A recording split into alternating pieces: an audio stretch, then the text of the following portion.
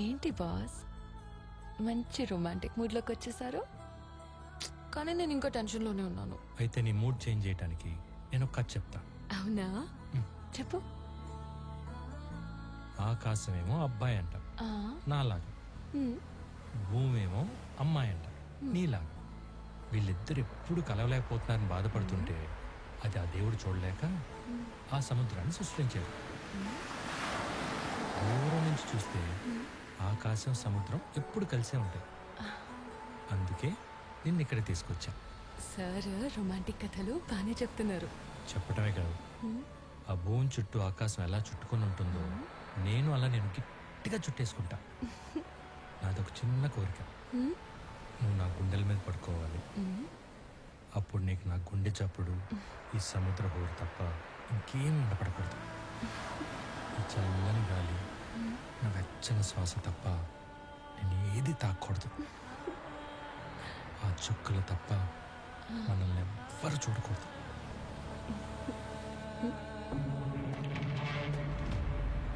వాడెవడో మనల్ని చూస్తున్నాడు. ఎవరు? నమస్తే సార్. ఎవడా నువ్వు? అయ్యో, భీమా. సార్ భయపడుతున్నావు? దొంగతనం చేసావా? సార్ అదేం లేదు సార్. పోలీసులు చూస్తే ఎవరైనా భయపడతారు కదా సార్. ఏంటది? మొక్క సార్. చూపించు. Mother plant. మదర్ ప్లాంటా? ఎక్కడికి తీసుకెళ్తున్నావు? రవీంద్రవర్మ గారి దగ్గరికి. ఓ, గురుగారి దగ్గరికా? సరే. ఇది చాలా రేర్ ప్లాంట్. నీకెక్కడ దొరికింది? ఈ అడవిలో మాత్రం ఈ మొక్క దొరుకుతుందమ్మా. అందుకే అమావాస్య రోజు శలభాల పురుగులు ఎక్కడ వాళ్తాయో వాటి జాడ తెలుసుకొని దీన్ని కనిపెట్టి తీసుకొస్తున్నాను.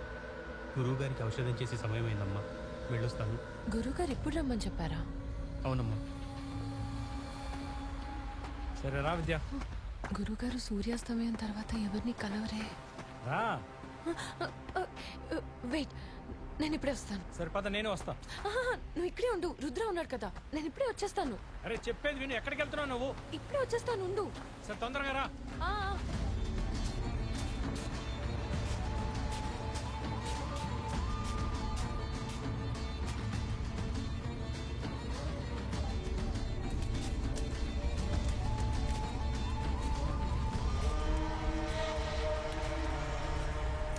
ఈ గుడికి వెనక నుంచి కూడా దారుందా?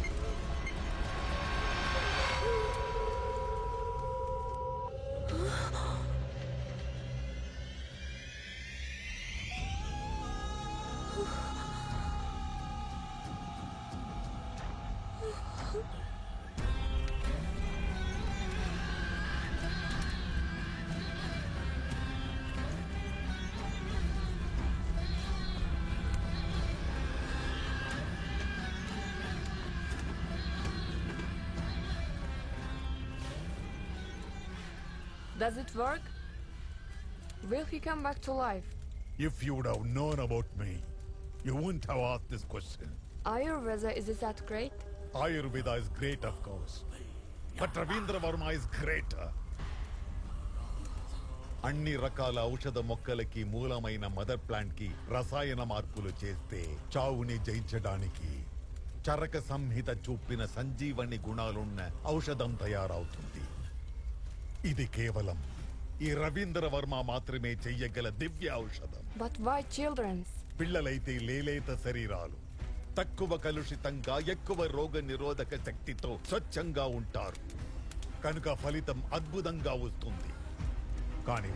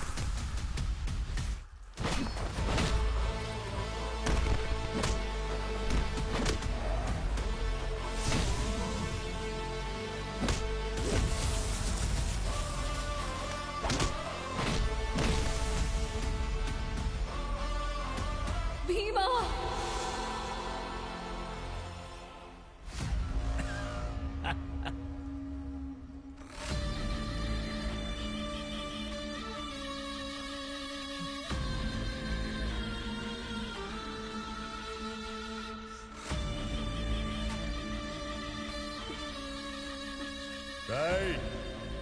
ఒక్క అడుగు ముందుకేసిన దీని చావు భయంకరంగా ఉంటుంది. అరంగులం లోపలికి గుచ్చితే దీని రక్తం గడ్డ కట్టి చిట్టి నరాలు చెట్లిపోతాయి. అప్పుడు కళ్ళలోంచి నీరు కాదు, రక్తం కారుతుంది. ఆ నొప్పి భరించలేక నన్ను చంపమని తనే వేడుకుంటుంది. ఈ ప్రపంచంలోని ఏ శక్తి దీన్ని కాపాడలేదు. ప్రాణం విలువ తెలుసారా నీకు? ప్రాణం విలువ తెలుసు కాబట్టే చచ్చినోళ్ళని బతికించే దివ్య ఔషధాన్ని కనిపెడుతున్నా. నువ్వు బ్రతికించడం లేదు, అమాయకులను చంపుతున్నావు. మదగజం నడుస్తున్నప్పుడు చీమలు చస్తాయని దాని నడక ఆపుతుందా? నా లక్ష్యం వైపు నడుస్తున్నప్పుడు ఇలాంటి తుచ్చ ప్రాణాలు ఎన్నో పోతాయి.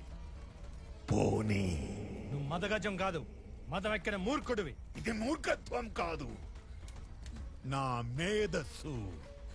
సంజీవుడి తయారు చేసి మరణాన్ని జయిస్తా. ఈ ప్రపంచాన్ని నా కాళ్ళ దగ్గరికి తెస్తా. భవిష్యత్తు భగవంతుడ్రాయి రవీంద్ర వర్మ. దేవుడు తన స్వార్థం కోసం ఇలా రాక్షసుల చంపడు. చచ్చినోళ్ళని బతికించడం ఏ దేవుడి వల్ల కాదు. నేనా దేవుడి కన్నా గొప్ప మేధావిని. పిచ్చనా కొడక, నువ్వు మేధావేంట్రా? నువ్వు మానసిక రోగివి. అవునరా, మేము రోగులమే. మాకు మందేంటో తెలుసా? డబ్బు. డబ్బుతో పాటు అమరత్వం కూడా వస్తుందని ఎన్నో రోజులుగా నానా పాటలు పడితే కోట్లొచ్చే టైంకి నువ్వొచ్చి ఆపుతావా? నేనొక్కడిగేస్తే నువ్వు వాళ్ళని చంపుతావని నాకు తెలుసు. తర్వాత నేను ఇంకొక అడుగేస్తే నేను నిన్ను చంపుతానని నీకు తెలుసు. విద్య అనే పిల్లల్ని వదిలేయి, నేను ఒక్క అడుగు వెనకేస్తా. సరిపోదు. ఏం కావాలి? నీ ప్రాణం. నా ప్రాణం వీళ్ళని బ్రతికించడానికి ఉపయోగపడుతుందంటే తీసుకో. వద్దు భీమా.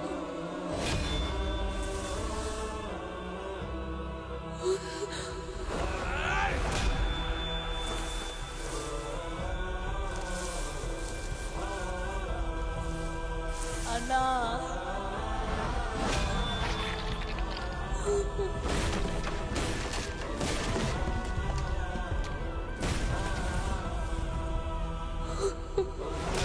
భీమా.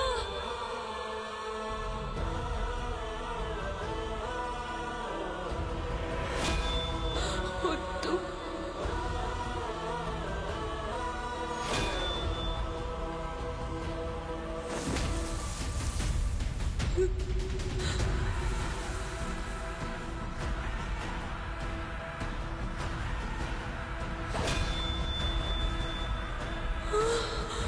వద్దన్నా.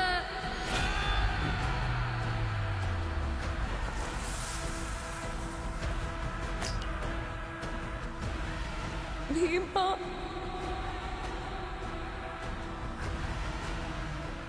ఏ రవీంద్ర వర్మ, ఇంకొక్క ప్రాణం పోయినా, విద్య నుంచి ఒక్క నెత్తురు బొట్టు నేల మీద పడ్డా, నా కొడక్క మళ్ళీ తిరిగి వస్తా.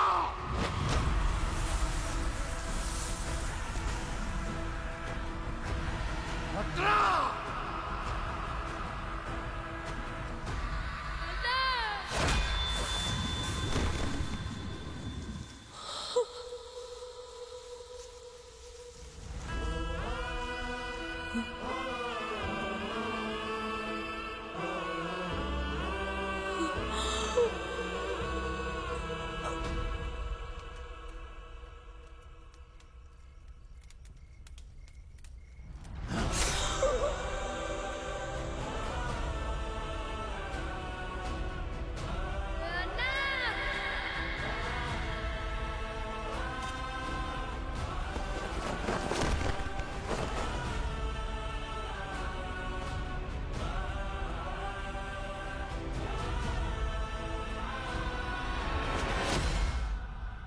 ఈ శవం దొరకాలి. ఎలా? ఇద్దరు యాక్సిడెంట్లో చనిపోయారు. సృష్టించండి.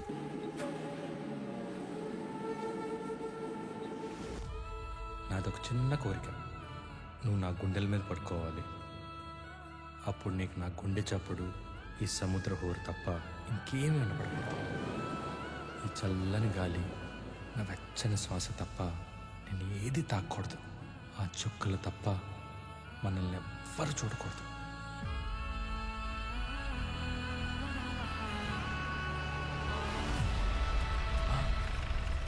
ఏదో యాక్సిడెంట్ రా. రేయ్, ఈ బాడీని కాలిపోతున్న బస్సులో వేస్తే ఎవ్వరికీ తెలీదు. మన పని ఈజీగా అయిపోతుంది.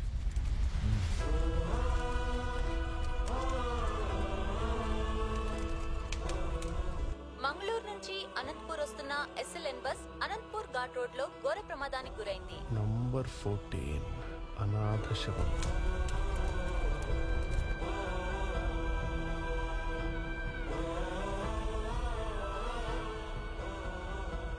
భీమా చనిపోయాడా? రామా, భీమా చనిపోయాడ్రా. మీ అన్నయ్య గొప్పతనం ఆ రోజు తెలుసుకున్నాను.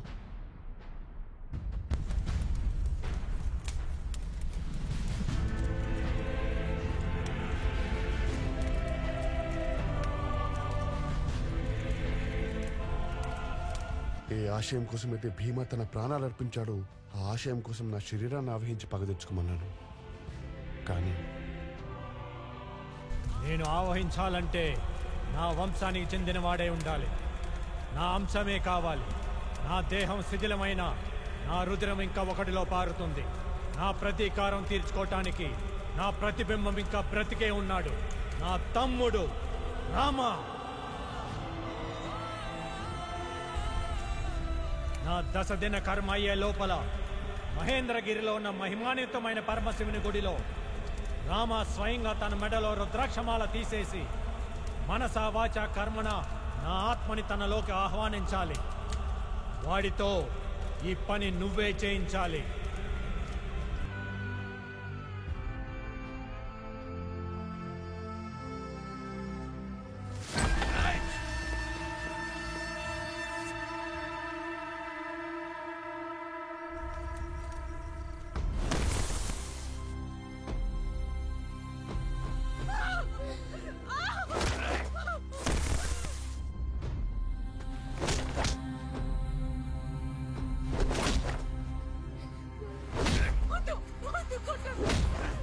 వీడు బతికే ఉన్నాడా?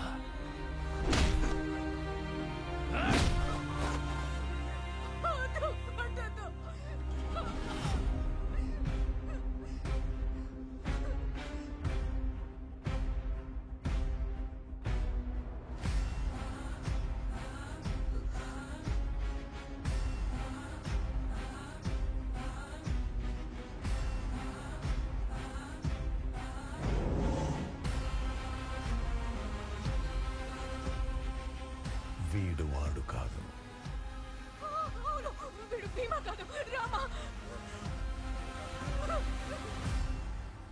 ఇంకా ఎన్ని రోజుల్లో సంజీవిని తయారవుతుంది? అర్భగుడా, సముద్ర మదనంలో కూడా మొదట హాలహాలమే వచ్చింది. మనకు కావాల్సిన అమృతం రావాలంటే సమయం పడుతుంది. ముందు వీళ్ళిద్దరిని చంపి సముద్రంలో పడేయండి. ఎందుకో? ఇప్పటిదాకా పిల్లల మీద ప్రయోగాలు చేశాం. ఇప్పుడు వీళ్ళిద్దరి మీద కూడా చేద్దాం.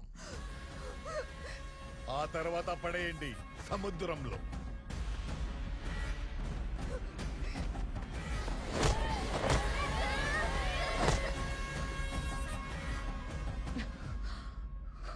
ప్రాణం పోతుందన్న భయంతో పిలవమనట్లేదు.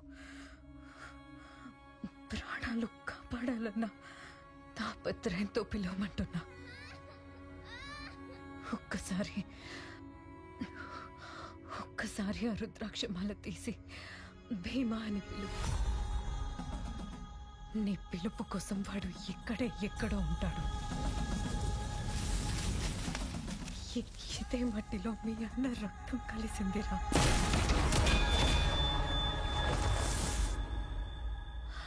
ఒక్కటి మాత్రం నిజం రామా, ఆ పిల్లల్ని చంపుతూ వాళ్ళు చేసేది ఘోరం. కానీ కాపాడే అవకాశం ఉన్న చేతులు కట్టుకొని కూర్చోవడం అది మాత్రం పాపం. నీ రక్తం కూడా కడకలేని పాపం. చూడక్కడ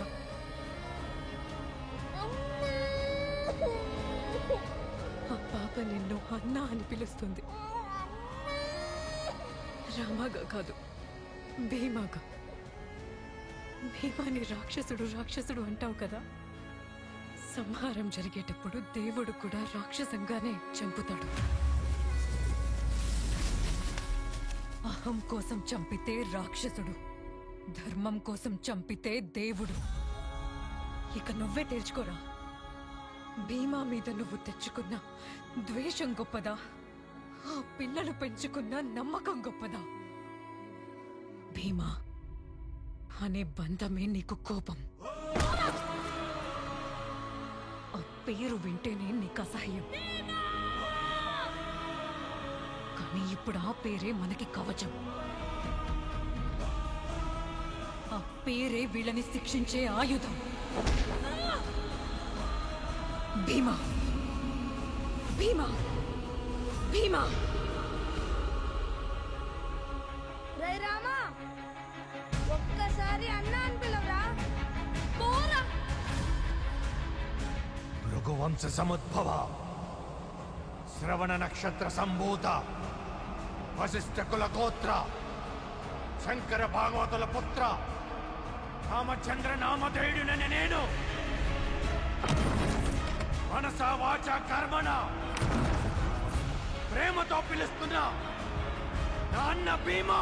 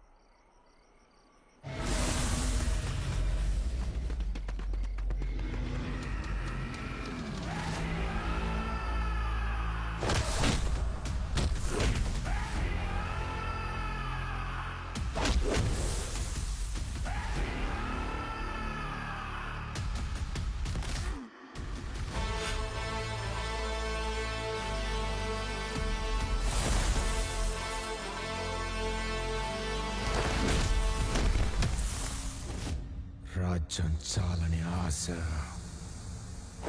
ధర్మం తప్పిన అహం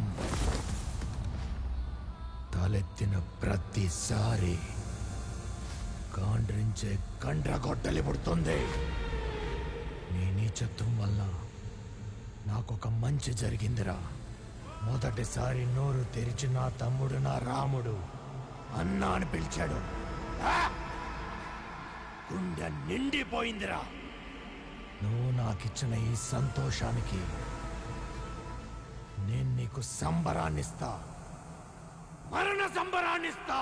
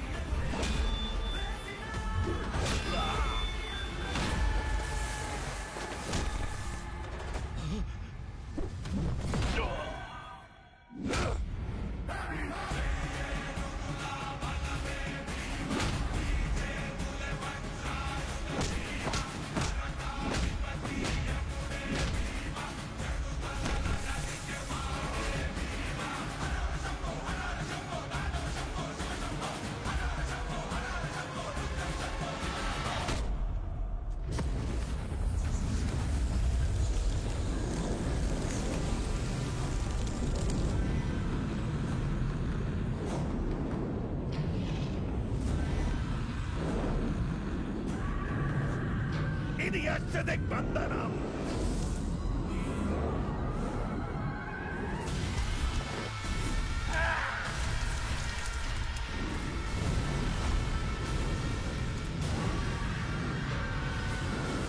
ఇంతమంది అమాయకులైన పిల్లల్ని చంపిన నా కోసం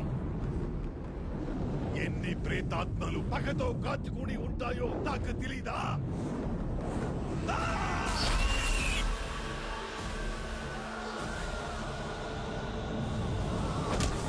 భూత ప్రేత పిశాచాలు ఈ రక్షణ కవచాన్ని దాటి రాలేదు. రాబోయే కాలానికి కాబోయే భగవంతుణ్ణి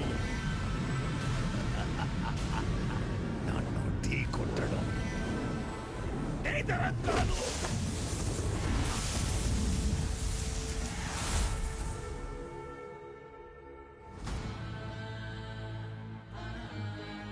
యదా యదా హి ధర్మస్య గ్లానిర్భవతి భారత అభ్యుత్థానమధర్మస్య తదాత్మానాం సృజామ్యహం. భగవంతుడు వస్తాడా? ఏ యుగంలో ఉన్నావురా? గజేంద్ర మోక్షంలో విష్ణు వచ్చినట్టు వస్తాడా?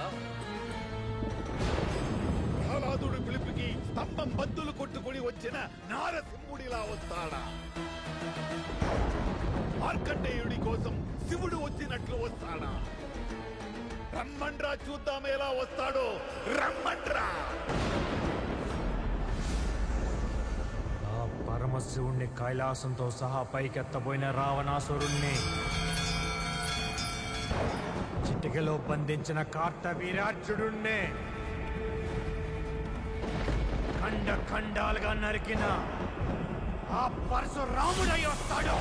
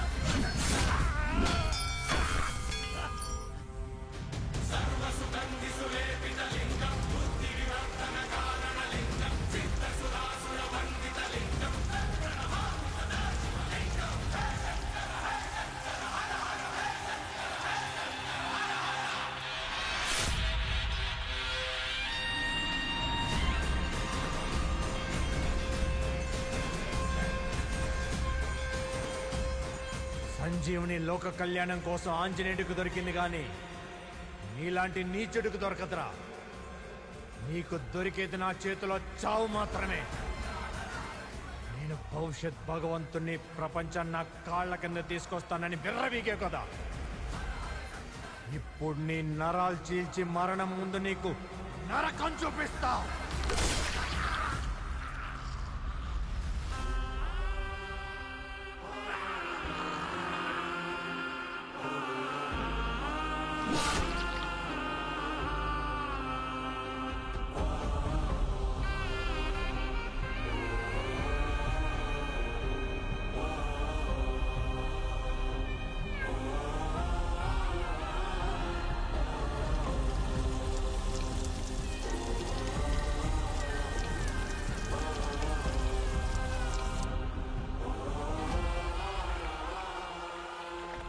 ఇద్దరం ఒకే కడుపున పుట్టిన ఒక తాటి మీద ఎప్పుడూ నడవలేదు. నా అజ్ఞానం వల్ల నీ ప్రేమను అపార్థం చేసుకున్నాను. వీలైతే మన్నించు. చిన్నప్పటి నుంచి చేజారిన క్షణాల్ని నీతో మళ్ళీ గడపాలనుంది.